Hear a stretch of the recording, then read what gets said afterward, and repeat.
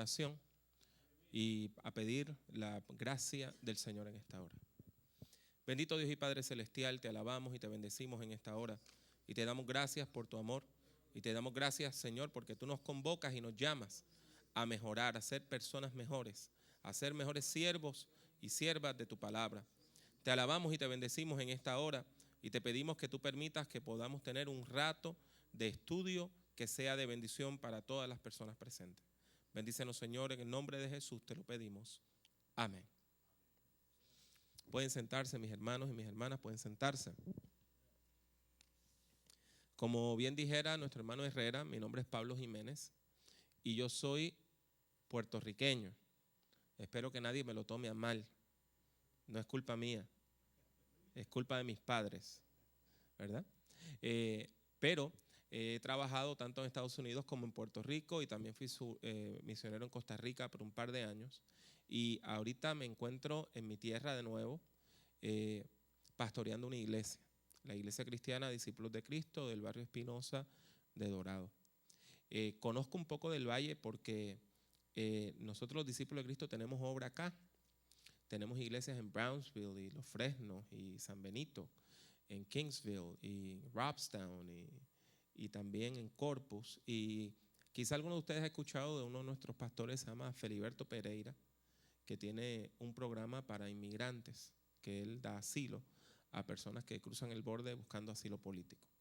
Bueno, y por eso es que conozco un poquito de acá, pero fíjese que nunca había estado en McAllen, nunca había estado para acá, siempre iba y me quedaba allá cerca de la playa, ir a la Isla del Padre y cosas así, pero no conocía para acá. Así que qué bueno que ustedes me invitaron y qué lindo que pudimos llegar a estar con ustedes.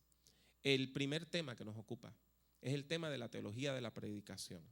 Y aunque es un tema difícil, pues yo creo que hay que empezar con lo más recio, ¿verdad? Hay que empezar con lo más recio. Yo creo que es importante que nosotros entremos a estudiar el tema más difícil primero. Así que vamos a comenzar con el tema de la teología de la predicación. En primer lugar, tenemos que comenzar indicando que la fe cristiana afirma que Dios se ha revelado a la humanidad por medio de varias maneras. Una de las cosas que nos enseña a nosotros la palabra es precisamente eso. La teología de la predicación comienza afirmando que Dios se ha revelado a la humanidad. Dios se ha hecho presente hacia la humanidad. Dios se ha encarnado en Cristo Jesús y ha estado en medio nuestro.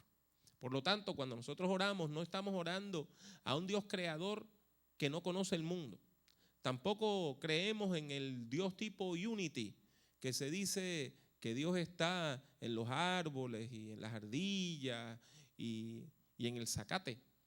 Y tampoco creemos en el deísmo, que es la teología que decía que sencillamente Dios creó al mundo y lo dejó solito que corriera como si fuera un reloj.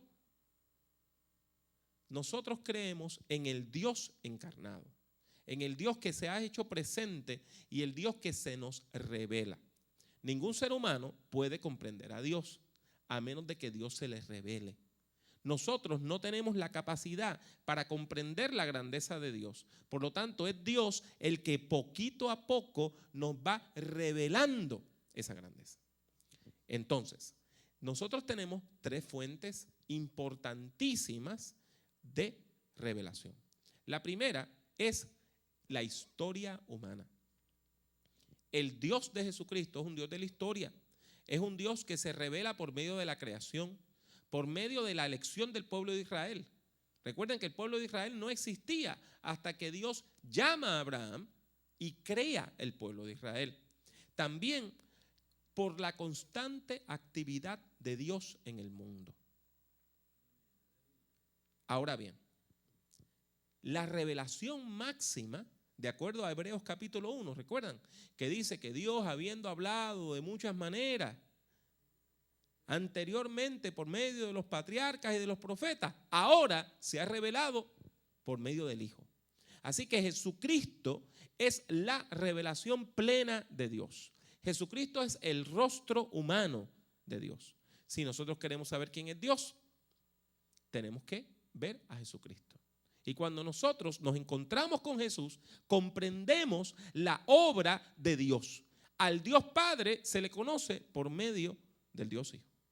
Ahora bien, en tercer lugar, nosotros tenemos la revelación que está en la Biblia, en la palabra de Dios. Ahora bien, es importante que nosotros comprendamos cómo es que Dios se revela por medio de un libro. Los otros días alguien me escribió y me dice, mire, esto de leer un libro es un problema, porque cuando usted lee un libro, usted lo tiene que interpretar. Y si, ¿por qué Dios escogió un método tan difícil y tan poco efectivo para comunicarse? Por medio de un libro. La respuesta es bien sencilla.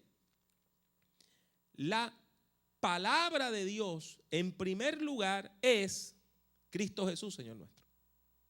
Eso es lo que dice Juan capítulo 1, ¿verdad? Que en el principio era la palabra o el verbo, y esa palabra o verbo estaba con Dios, y esa palabra o verbo era Dios. Por lo tanto, la Biblia es palabra de Dios en sentido secundario. Es palabra de Dios porque nos habla de Cristo, que es la palabra primera de Dios. ¿Lo entendieron así? Por lo tanto, cuando una persona de un culto, de un falso profeta, utiliza la Biblia para hablar de otra cosa que no es Jesús, eso no es palabra de Dios, aunque esté leyendo el mismo texto. Porque la Biblia solamente es efectiva como palabra de Dios cuando la tomamos para dar testimonio de Jesucristo. Esto es una definición que puede ser problemática para algunas personas. Hay personas que ven la Biblia como un amuleto. Hay personas que ven la Biblia como si fuera una protección. Yo tenía un familiar que no iba a la iglesia, pero tenía una Biblia abierta en Salmo 23 en la parte de atrás del auto. Y un día yo le pregunté, ¿y para qué tú tienes esa Biblia ahí? Me dice, para que no me roben el auto. Porque él entendía que como la Biblia era un libro sagrado, si él tiene una Biblia en el auto y más abierta, pues entonces los ángeles del cielo iban a estar protegiendo ese auto. Pues mire, eso no es lo que nosotros entendemos, el uso correcto de la Escritura.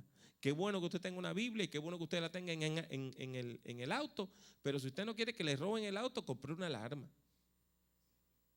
La Biblia no es un low jack para que usted ponérselo ahí al auto para que no se lo roben. Del mismo modo vemos falsos cultos y falsos profetas que toman la Biblia para justificar cualquier tipo de cosa, agarrando medio versículo de allá y un cuarto de versículo de acá y otro cuarto de versículo de acá y hacen una doctrina. Eso no es palabra de Dios. La Biblia solamente es palabra de Dios cuando testifica de Cristo Jesús, quien es la palabra primera de Dios. Otro punto importante es que hay mucha predicación que cuando usted la examina tiene muy poco de cristiana. Hay mucha gente que cuando predica habla de cualquier cosa menos de Cristo. Pues lo mismo que acabo de decir de la Biblia le aplica al púlpito. Si yo voy al púlpito y no hablo de Cristo, si yo voy al púlpito y no doy testimonio de Jesús, eso es un discurso, eso no es palabra de Dios. El sermón es palabra de Dios siempre y cuando predique el evangelio. ¿Y qué es el evangelio? La buena noticia de que Jesucristo, en quien Dios se ha encarnado, se ha acercado a nosotros para salvarnos. Por lo tanto, si su sermón no tiene buena noticia, no es palabra de Dios. La gente de mi iglesia ya hasta me dan carrilla, como dicen ustedes. ¿Por qué? Yo siempre en un momento del sermón digo, y la buena noticia de Dios para nosotros hoy es. Y ahí yo le hablo del tema central de mi sermón. Y ya los mismos hermanos me remedan ahí, dicen, no, como dice el pastor, la buena noticia es. ¿Por qué? Porque hay mucha gente que predica. Y predican sermones supuestamente proféticos e insultan a medio mundo y llaman hijo del diablo a medio mundo y dan 3 gritos y 4 vueltas, pero cuando usted termina dice, ¿cuál es la buena noticia de aquí? ¿Cuál es la buena noticia?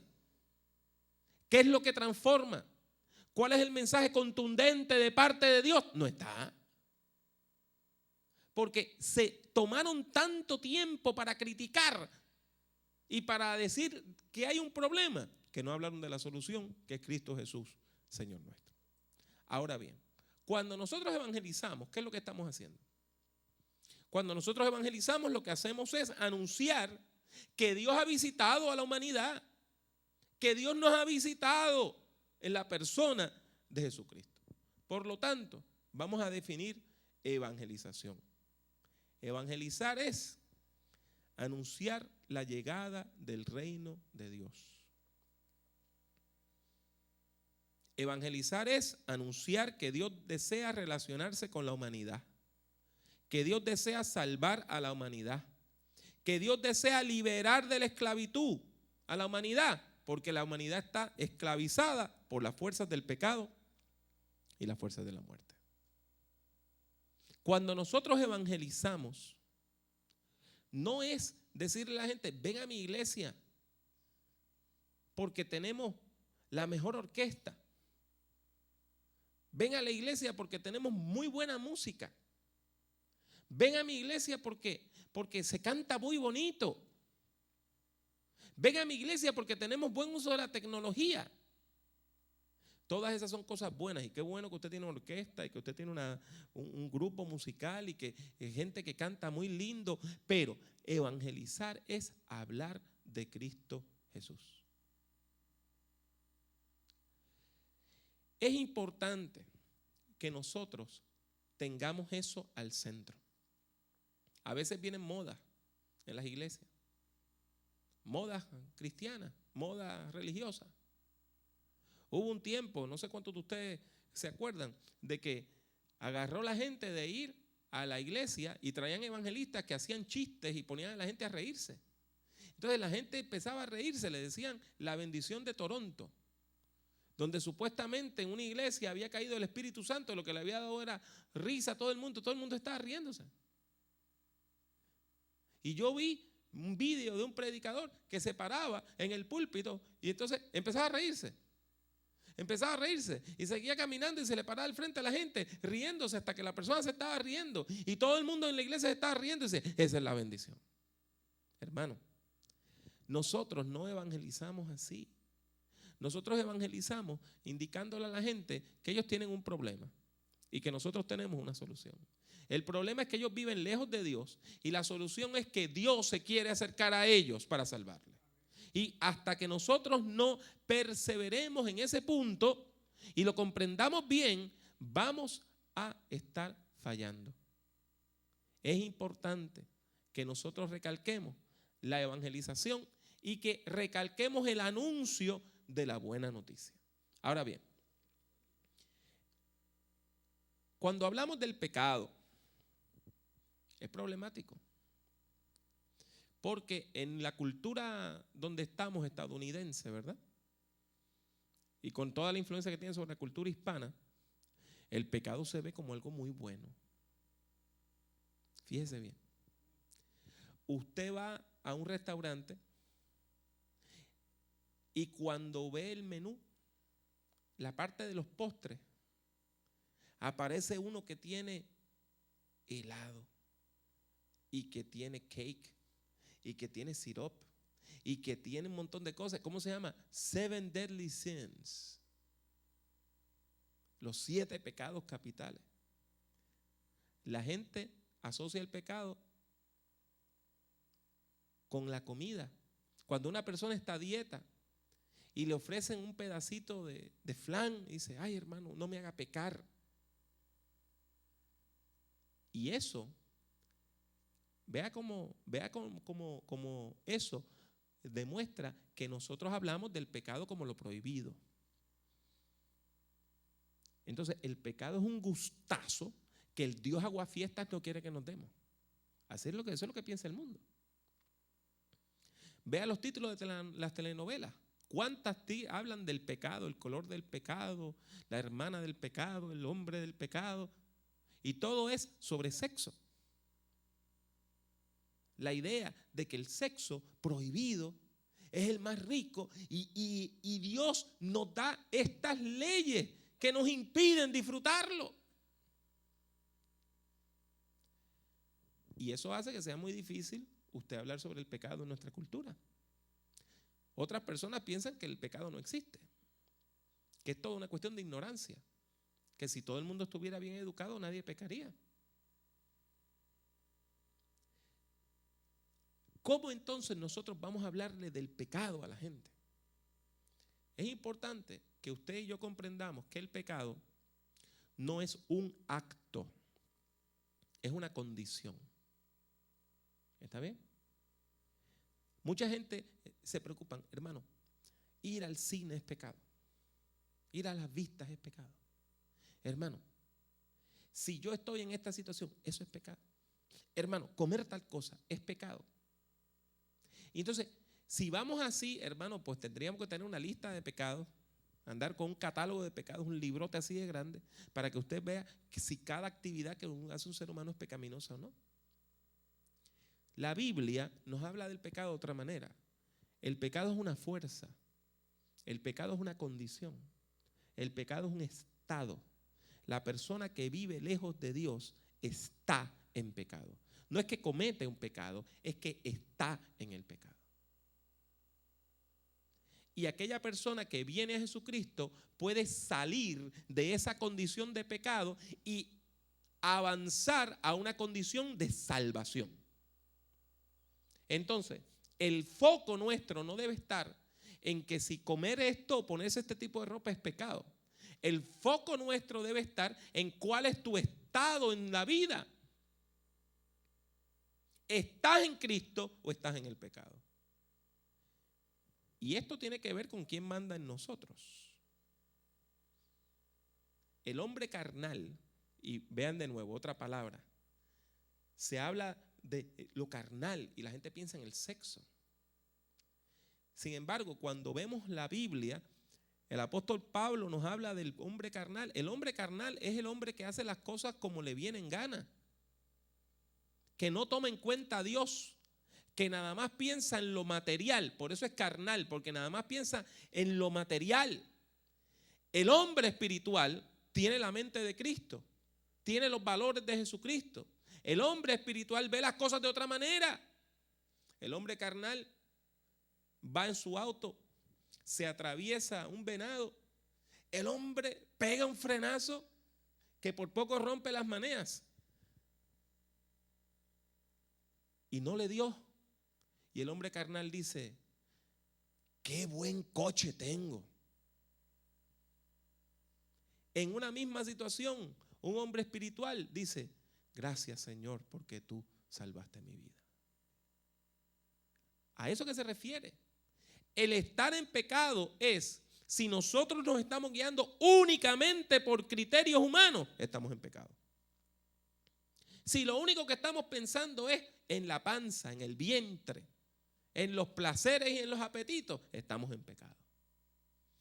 Aún si estamos en la iglesia, pero solamente pensando en lo material y no pensando en la voluntad de Dios, no escudriñando la voluntad de Dios, muy bien podemos estar en pecado.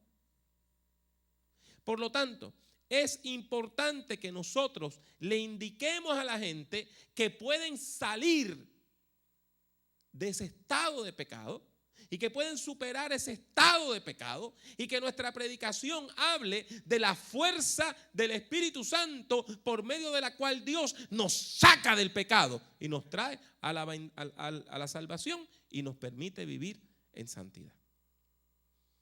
No se nos puede quedar el cómo ocurre esa transacción y cómo es que yo, que soy un pecador, llegó a Cristo. Hay un costo involucrado. La buena noticia es que el costo Dios lo pagó ya. Es como cuando usted está en un lugar, en un restaurante comiendo y pasó un amigo y cuando usted va le dicen no, si ya el otro caballero pagó y su cuenta ha sido saldada. Pues mire, la palabra redención originalmente se usa en la Biblia para hablar de cómo usted liberaba a un esclavo. En el tiempo de Israel, la esclavitud no tenía nada que ver con el color de la piel. Eso es una invención del Renacimiento. Esa invención comienza con la conquista de América. Hasta la conquista de América, los esclavos no eran por el color de la piel. En el mundo antiguo, el esclavo era la persona que no tenía plata para pagar y tenía muchas deudas. Y entonces se tenía que hacer esclavo. Muy parecido a lo que hoy es declararse en quiebra. Muy parecido a lo que hoy es declararse en quiebra. Es casi lo mismo.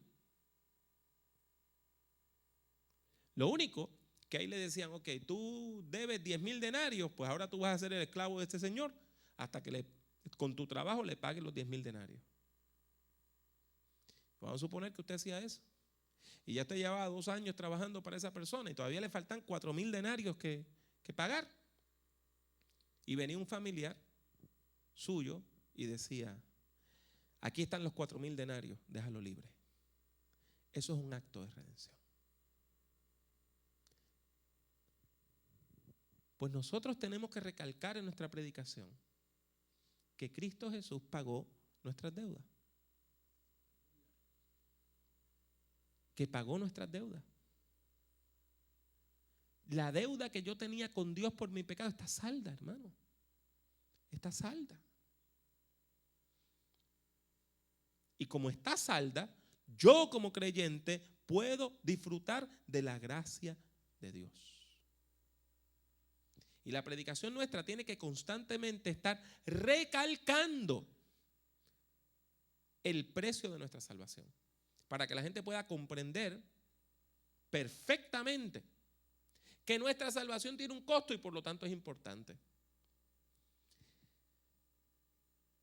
Muchas personas no comprenden el valor de la obra de Jesucristo. Lo ven como que Él era un fantasmita que andaba por ahí y se fue a la cruz haciéndose que moría, pero que no murió nada de verdad. No, Él tenía que hacer eso.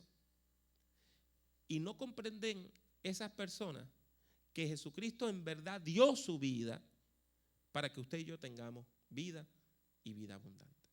Así que nosotros tenemos que recalcar en nuestra predicación el valor de la redención y el costo de nuestra salvación.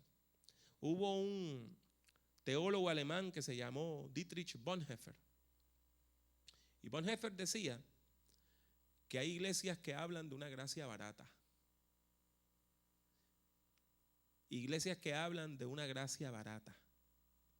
Sermones que lo que hacen es hablar de la gracia de Dios como si no costara nada.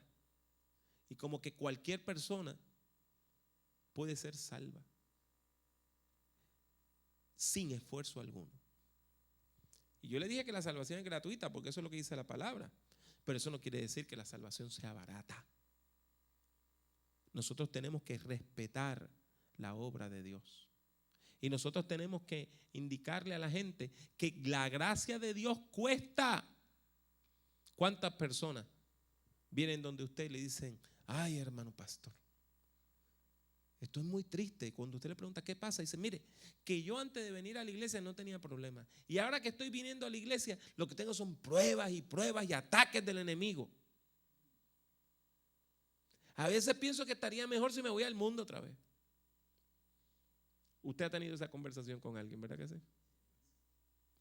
Y ahí es que nosotros tenemos que hablarle a la gente de la gracia barata y de la gracia de Cristo que tiene un gran valor. Entonces, Después de todo esto, usted, habiendo confesado su pecado, usted, habiendo sido redimido, es importante que usted pertenezca a una comunidad de creyentes. El discipulado es otro de los temas claves de la predicación. El discipulado es otro de esos temas claves de la predicación. ¿Por qué? Nosotros a veces cometemos un error muy grande y es decirle a la gente que está recién convertida, que pasaron al frente, aceptaron a Jesucristo como el Salvador, decirle, ya usted está salvo, hermano. ¿Y por qué yo digo que eso es un error? Porque mucha gente dice, bueno, ya yo me salvé. Ya me salvé, ahora me puedo ir para el mundo otra vez. Hay una doctrina que desgraciadamente la predica un puertorriqueño que dice que el pecado ya no existe, porque una vez usted tiene ese conocimiento de que Cristo murió por usted, ya no hay más pecado y por lo tanto el pecado ya no existe. Así que usted puede hacer lo que usted quiera porque ya no cuenta, porque ya usted es salvo. Y eso es un error. Es importantísimo ese primer paso cuando uno viene al púlpito, al altar y dice, yo acepto a Jesucristo como Señor y Salvador. Hermano, ese es el primer paso en un camino muy largo. Y nosotros en nuestra predicación no podemos engañar a la gente diciéndole que cuando levantaron la mano y aceptaron a Jesucristo ya llegaron a la meta. No, hermano. Usted está empezando la carrera de la fe. Ahora usted tiene que correr la carrera de la fe. Usted lo que hizo fue inscribirse en la carrera. Usted se inscribió en el maratón. Ahora tiene que correr la carrera que tenemos por delante. Puestos los ojos en Jesús, el autor y consumador de la fe, como dice Hebreos 11. ¿Cómo es que vamos entonces a desarrollar nuestra vida cristiana? Por medio del discipulado. El discipulado es que yo trato de ser como Cristo. Yo trato de imitar a Jesucristo. ¿Por qué? Porque en Cristo Jesús yo veo los valores de Dios, los valores del reino en acción. Y si yo quiero ser cristiano, yo quiero ser como Cristo.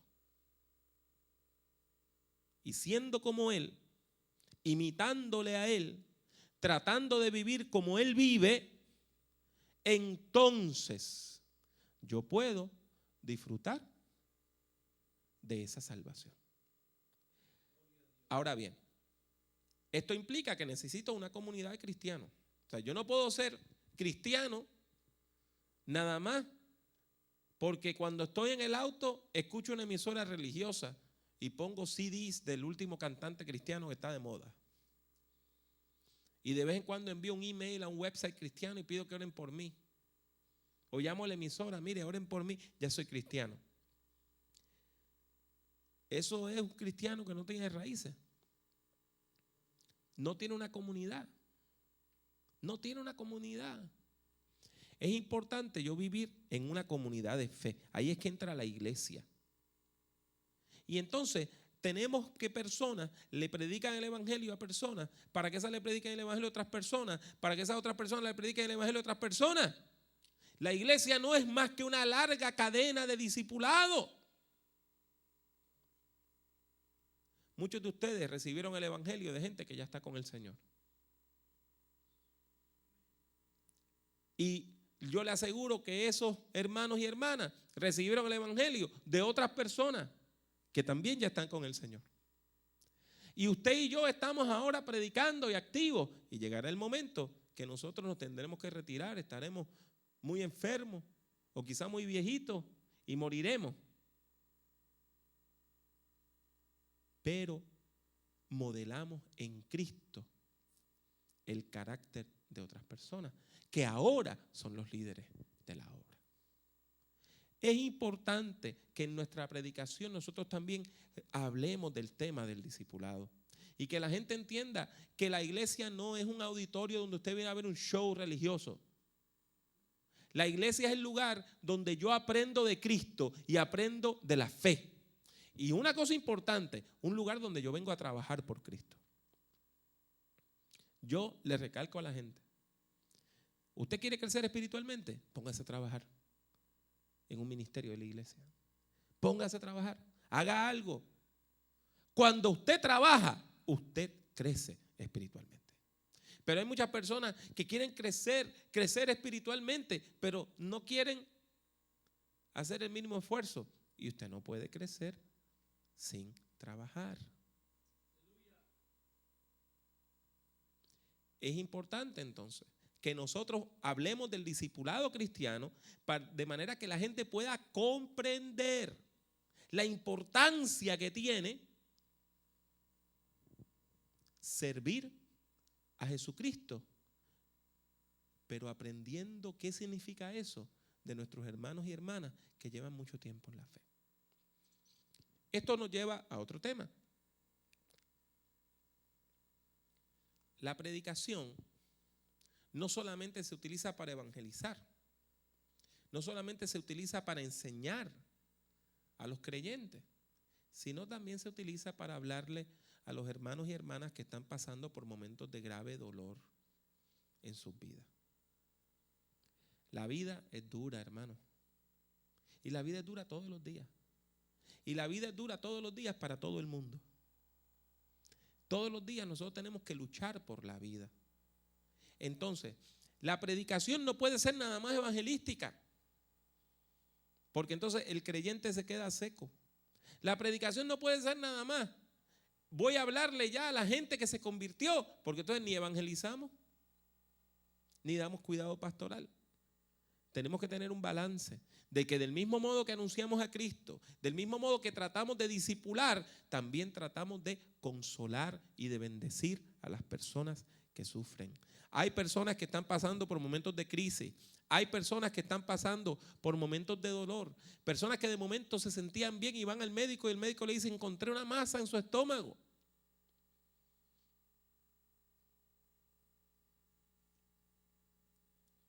Esos son momentos donde hay que utilizar el púlpito para también consolar, edificar, traer aliento, traer luz y entendimiento en nuestra gente.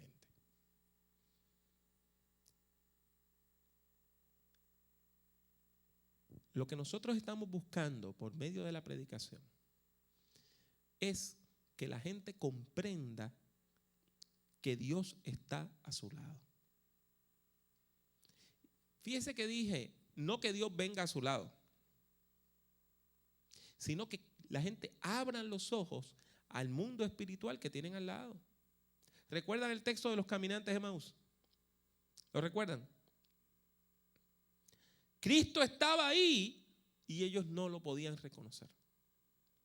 Aunque lo conocían, no lo podían reconocer. Y hay mucha gente que conoce de Cristo, pero no lo reconoce en su vida. Por lo tanto, cuando nosotros predicamos, es importante decirle a esa persona no creyente: aunque tú pienses que Dios no existe, Dios está a tu lado y te quiere bendecir. Es importante decirle a los creyentes: hermano, no tema, no desmaye, porque Cristo está con usted. Es importante decirle a las personas que sufren: mi buen hermano, mi buena hermana, ahí Dios está con usted para bendecirle también. Y que la gente abra los ojos a que Dios está ahí. A que Dios está ahí.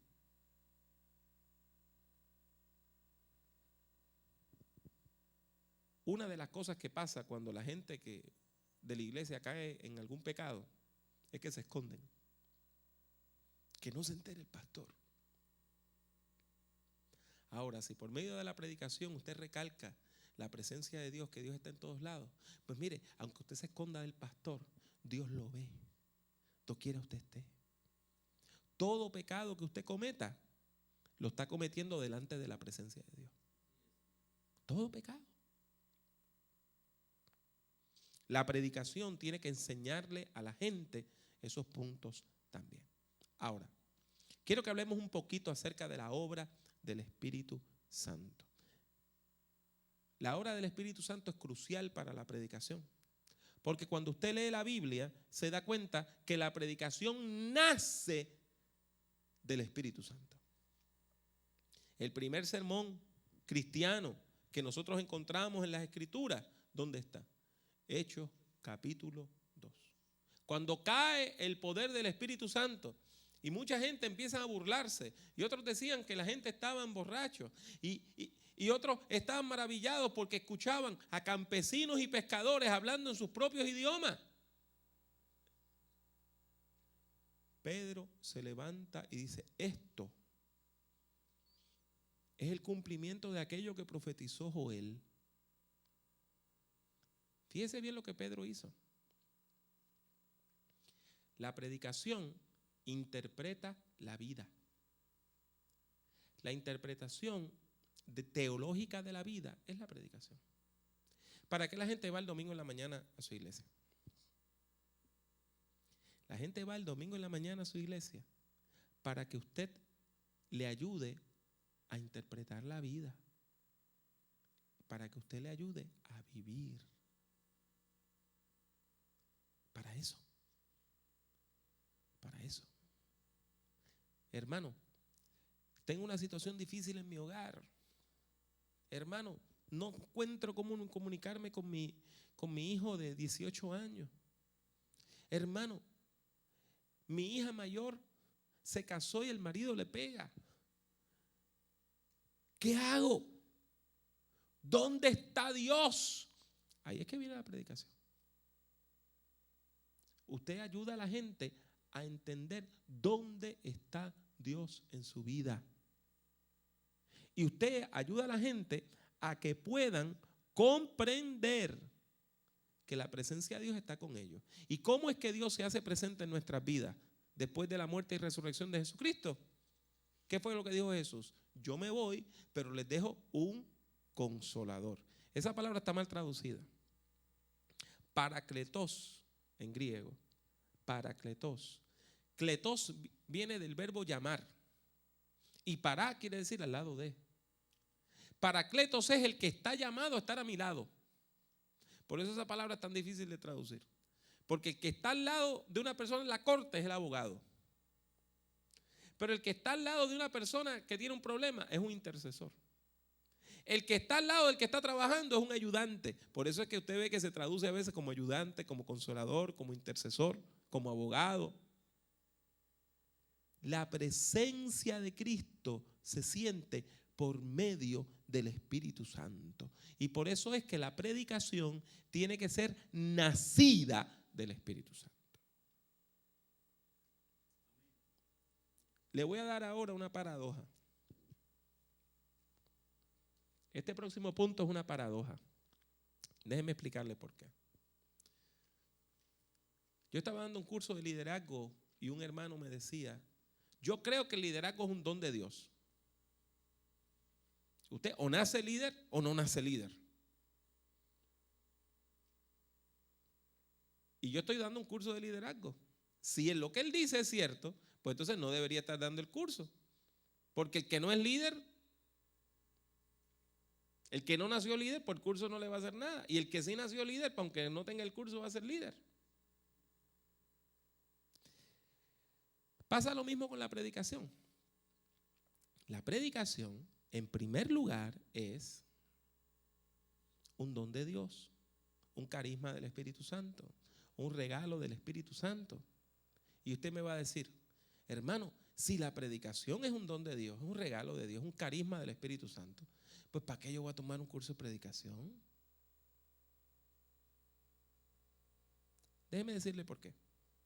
Porque el que usted tenga un don es muy importante. Pero después que usted tiene ese don, tiene que cultivarlo. Si usted no cultiva el don, usted lo pierde. Una persona nace con una voz muy bonita para cantar. La otra persona también. Una toma clases de música, aprende a leer música, aprende técnica vocal. La otra persona sencillamente canta. ¿Cuál de las dos llega más lejos? ¿La que cultivó su talento? ¿O la que sencillamente lo usó sin cultivar? Pues pasa lo mismo con la predicación. Todos ustedes están aquí porque de alguna manera la iglesia ha visto en ustedes el liderazgo para decir, usted va a ser pastor, usted va a ser un predicador del evangelio, usted va a proclamar la gracia de Dios. Pues ahora tenemos que trabajar en eso para ser cada vez mejores predicadores. El verdadero predicador del evangelio, la persona que tiene ese llamado de parte de Dios, continuamente trabaja, continuamente estudia, continuamente se mete en la palabra, continuamente afina, continuamente trata de predicar el próximo domingo mejor que el domingo pasado. Porque no porque la predicación no sea un don, al contrario, es porque sí es un don y yo tengo que cultivar ese talento. Otro lugar donde el Espíritu Santo incide en la predicación es en aquello que dijo Jesús, que llamó al Espíritu Santo el Espíritu de la verdad. El Espíritu Santo es quien nos permite discernir entre la verdad y la mentira. El Espíritu Santo nos permite discernir entre la verdad y la falsedad. Y eso es sumamente importante por un tema que lo vamos a tratar mañana en la tarde. Y es que en la cultura posmoderna la gente no sabe distinguir entre la verdad y la fantasía. Hoy, las personas que estudian comunicaciones, las personas que hacen películas y programas de televisión, pueden hacer programas donde presentan algo y usted no sabe si es verdad o si es mentira. Porque está tan bien hecho que usted no tiene idea. Hoy las computadoras nos presentan todo un mundo virtual. ¿Y ese mundo es verdad o es mentira? ¿Es verdadero o es falso? Dígame usted. Dígame usted. Yo tengo un amigo que tiene un hijo que tiene problemas de aprendizaje. Es un joven muy talentoso, pero cuando niño hubo un problema al momento del nacer y él tiene una condición que no le permite comportarse como un hombre adulto. Él ya tiene 20 y tantos años, pero en términos de su juicio es un niño. Y ese muchacho, unos años atrás, estaba en su casa el día que ocurrió la masacre aquella del septiembre 11, cuando aquellos aviones se lanzaron contra las Torres Gemelas. Y él, que ve la vida un poquito distinto, como la vemos usted y yo, le dice a la mamá: mami, eso es viejo. La mamá le dice: no, mi amor, eso acaba de pasar. O dice: no, mamá, eso yo lo vi en una película. Eso ya pasó. Y ella seguía insistiendo en que eran las noticias del día. Entonces él fue y buscó una película que se llama Independence Day y la puso y la buscó y le llamó a la mamá: mira, ve, esas torres se destruyeron en esa película. Y allí estaban las Torres Gemelas siendo destruidas con otros edificios importantes de los Estados Unidos. Y él, que tiene esa dificultad de aprendizaje, pudo ver con más claridad lo que muchas otras personas adultas no vimos. Y es que ya Hollywood había profetizado la destrucción de las Torres Gemelas.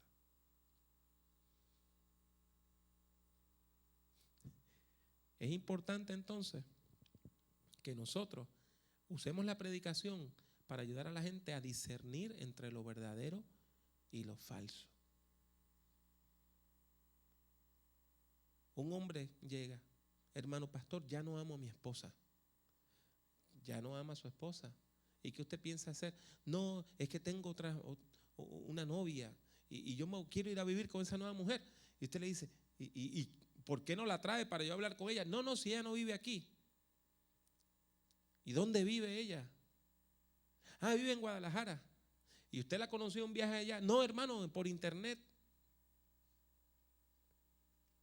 Entonces fíjese bien, está enamorado de una mujer que nunca ha visto de verdad, con quien nunca ha hablado de verdad, que nada más ha chateado con ella por la computadora. O sea, está enamorado de una imagen, no de una realidad.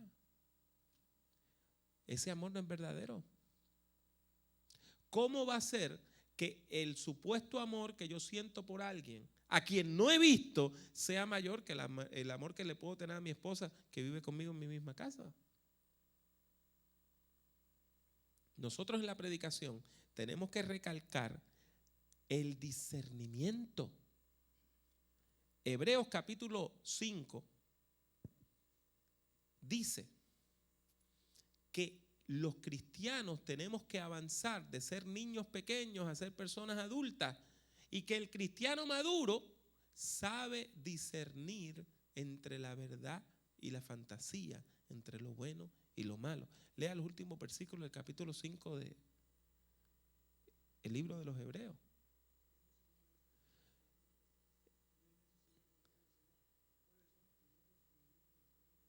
Exactamente.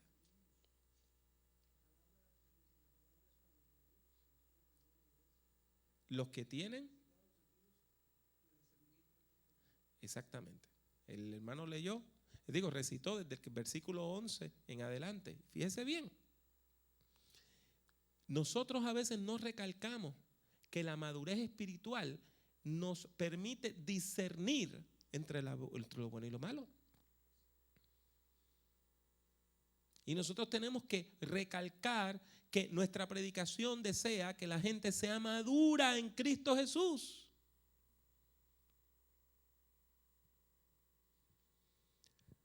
Una vez vino una joven a hablar conmigo y me dice, hermano Pablo, tengo un problema muy grande. ¿Cuál es su problema? Dice, que tengo un novio y él está casado todavía con su esposa. Ok. ¿Y cuál es tu problema? Me dice, que él desea que nosotros tengamos vida sexual. Porque él dice que ya está separado de su esposa, que es cuestión de tiempo,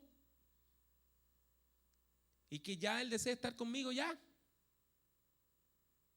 Y me dice, ¿usted cree que eso es pecado? Y yo la miré y le dije, yo no sé. Entonces ella se molestó y me dice, pero usted no me va a decir que eso está en contra de la palabra de Dios, cuando la Biblia es tan clara. Y le digo, bueno, y si usted lo sabe tan claramente, ¿por qué todavía lo está considerando?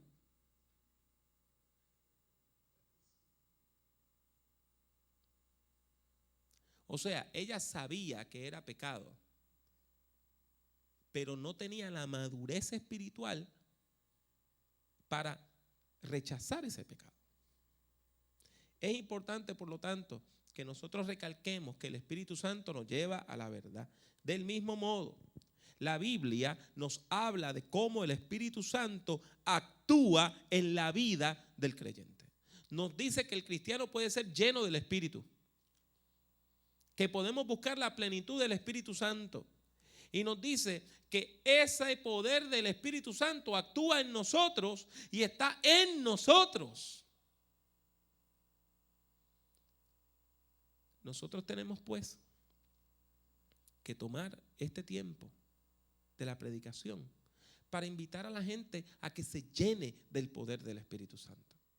Porque el Espíritu Santo está aquí, está listo para llenarnos, está listo para bendecirnos, está listo para tocar nuestras vidas y nuestros corazones. Todo depende ahora de que usted y yo tengamos el deseo de verdaderamente entrar en esa relación con Dios. La predicación también tiene que recalcar algo que se ha convertido en una mala palabra en muchas iglesias, es la santificación, la santidad. La santificación y la santidad Hay mucha gente que la identifican con una forma de vestir. En mi tierra pasa mucho eso. Pasa mucho eso.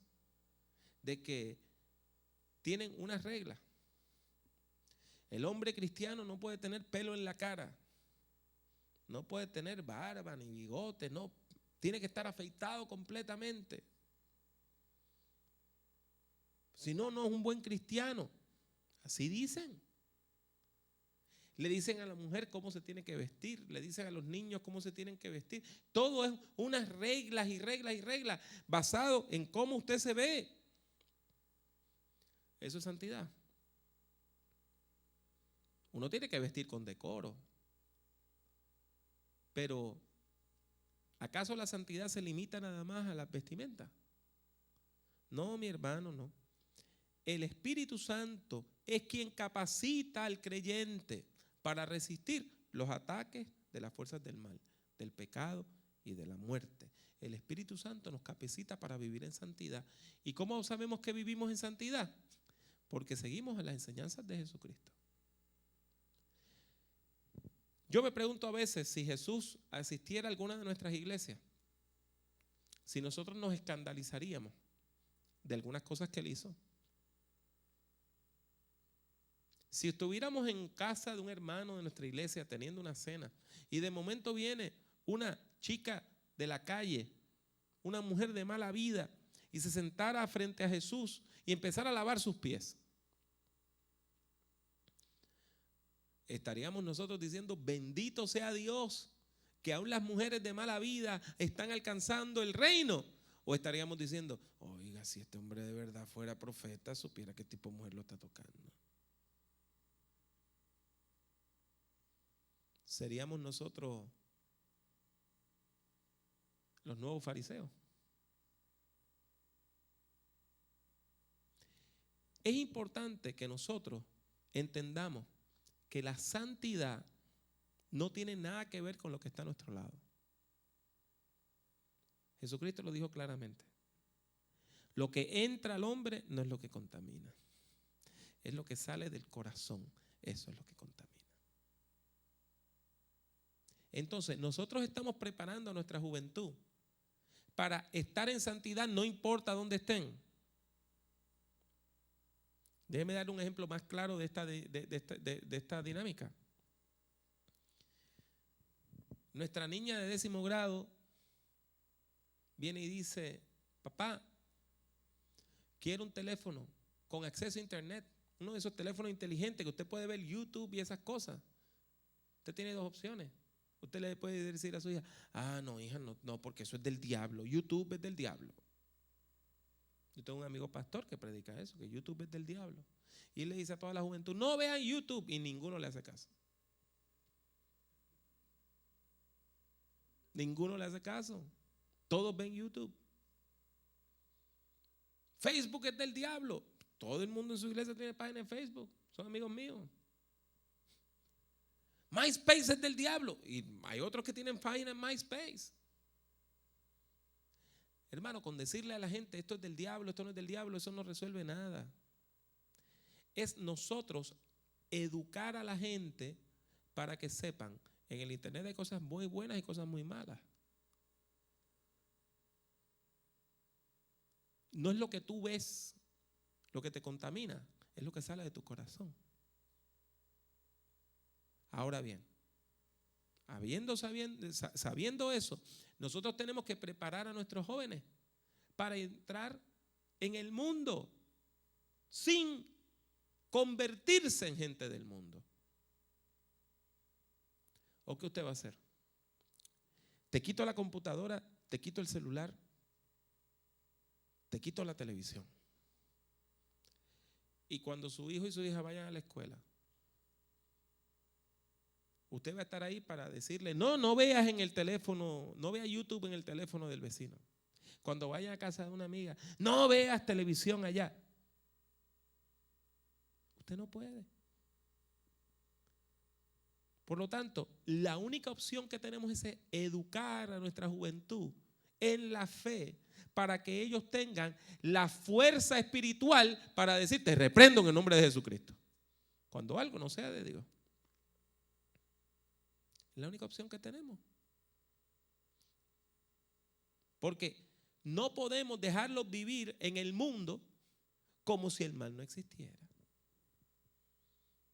Eso es una lucha a veces en el hogar, ¿verdad? La madre le dice al esposo, mira, tenemos ya que hablarle a nuestra hija de lo que es el sexo. No, ella es muy chiquita para saber de eso. Sí, pero ¿y cómo? Usted cree que es muy pequeña, pero ¿y la muchachita que está embarazada en su salón? ¿Y la amiguita de ella de la escuela que salió en estado de embarazo? De la misma edad. Así que parte de lo que tiene que hacer la predicación es edificar a los creyentes, preparar a los creyentes para poder vivir en santidad en un mundo impío. Porque el mundo va a seguir siendo impío. Y nosotros vamos a tener muchas tribulaciones en el mundo, pero en medio de esas tribulaciones confiamos porque nosotros creemos en aquel que ha vencido al mundo. Lo más importante que tengo que decirles hoy está en esta penúltima diapositiva. Y es que lo que nosotros tratamos de hacer en la predicación es ofrecer una interpretación teológica de la vida. ¿Me entendió bien? Ofrecer una interpretación teológica de la vida. Que la gente aprenda a vivir a la luz de la fe. Llega una mujer a la iglesia quien nunca ha tenido un padre en su vida. Se crió sola con su mamá y todos los hombres a quien ella se ha acercado la maltrataron. Cuando esa mujer llega a la fe, es importante decirle que ahora ha encontrado el padre que necesitaba. Y que se encontró con un padre que nunca le va a gritar, que nunca le va a pegar, que nunca va a abusar de ella, que siempre va a estar ahí para ella. Y su vida cambia con ese conocimiento. Por lo tanto, mis hermanos, mis hermanas, es importantísimo que nosotros comprendamos que hay que enseñarle a la gente a interpretar la vida. La vida. Nosotros que vivimos acá en el borde, ¿verdad?, de los Estados Unidos y México. Esto es un lugar como no hay ningún otro en el mundo. No hay otro borde como este. Esto es un borde muy particular, donde ocurren muchas cosas buenas y muchísimas cosas horribles. Usted no tiene más que hacer el viaje al norte de México y ve las niñas de 13, 14 años que están en las estaciones de las bombas de gasolina. Y usted va ahí a echar gasolina y se le van allí a la par. Dañadas, prostituidas.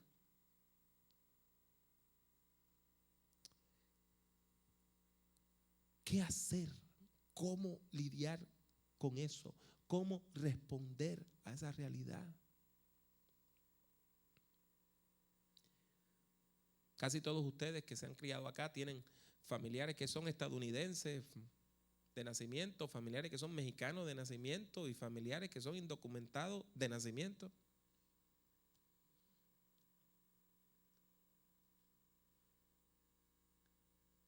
¿Quién yo soy? Bueno, hubo un teólogo que dijo, mire, yo me siento como los galileos, porque él es mexicoamericano. Dice, yo me siento como los galileos, que la gente de Jerusalén decían, bueno, y de Galilea podría salir algo bueno, porque siendo nacido y criado en Estados Unidos, la gente lo veía, no, tú no eres de acá, tú eres mexicano. Y cuando iba a México le decían, no, tú eres americano. Y en la Biblia él encontró la imagen de Galilea y se dio cuenta que Jesús era galileo. Y dice, pues Jesús es como yo. Y eso le ayudó a encontrar norte para su vida. En medio de todo el rechazo, encontró la aceptación de Jesús. Pues mire, eso es lo que nosotros tratamos de hacer todos los domingos. Que la gente venga y salgan dispuestos a poder vivir un poco mejor porque han aprendido algo de la fe que verdaderamente ha sido de bendición para su vida. Lo que nosotros queremos hacer es capacitar a la gente para vivir la fe. Déjeme ponérselo de otra manera, más sencillita todavía. Nosotros queremos que la gente que dicen que son cristianas vivan como si fueran cristianas. No que la gente que dice que son cristianos vivan como los impíos.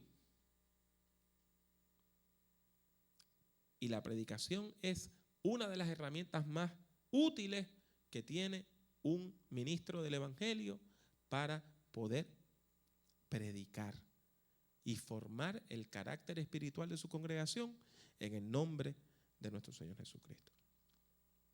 Esta conferencia se basa en el primer capítulo de este libro que se llama Principios de Predicación. Yo nada más traje 3 copias y creo que esta es la única que queda. ¿Acaso si queda otra ya? Y si usted quiere comprar este libro, lo más fácil que yo le digo es que lo haga por medio de Amazon.com. Eso es lo más fácil. Y para hacerse lo más fácil todavía, yo tengo un website que se llama drpablojimenez.com, drpablojimenez.com, drpablojimenez.com. Usted va allí a la parte de libros y por ahí encuentra los enlaces para mandarlo a pedir. Yo espero que esta conferencia le haya sido de alguna bendición. Son las 6:05. Si quieren yo puedo seguir o ustedes me dicen si tomamos un receso. Ustedes me dicen, lo que me diga el hermano Herrera. Tomamos un receso. Que Dios les bendiga y tengo una tarjetica con la dirección del website que quiero brindarles a cada uno para que puedan más adelante entrar.